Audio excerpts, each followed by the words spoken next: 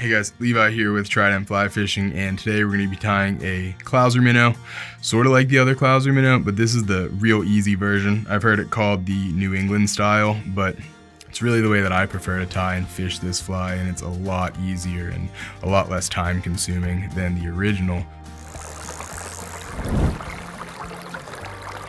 So let's get in there with the Tiemco 811S hook in the vise, and we're going to wind some monofilament thread right at about the 25% of the way beyond the hook shank.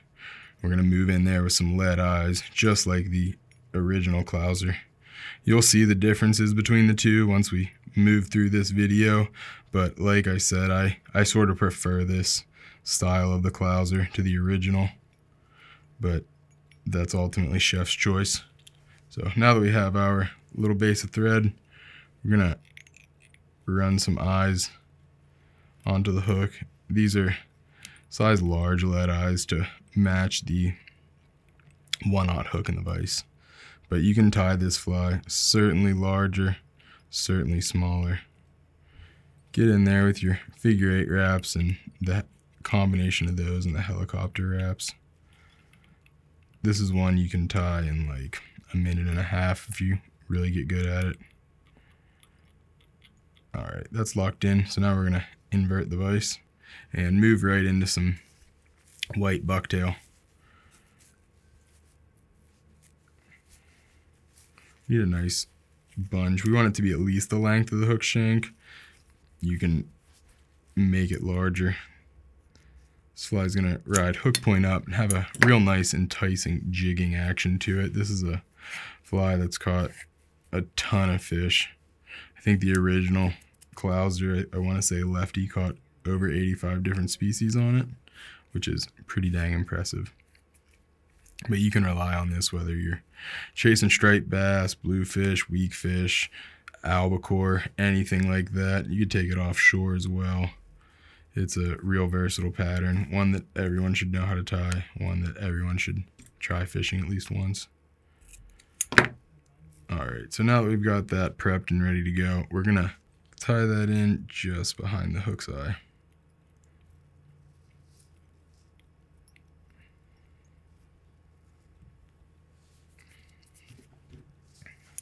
Clean that head up a little bit. That looks good to me. And now we're going to move into some Flashabou. This is classic pearl.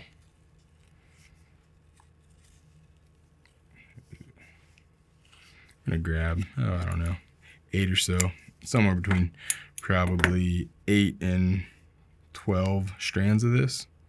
I'm going to measure it out to be the length of the bucktail, tie it in on one side, and then bring it right on over to the other. And get that locked in once it's evenly distributed. And all the materials that we are using today can be found at tridentflyfishing.com, as well as a whole bunch of others. And orders over $49 ship for free. So get on there and capitalize on that. So now that we have the majority of this fly tied, we're going to come in with a contrasting color. And the color we're using is yellow.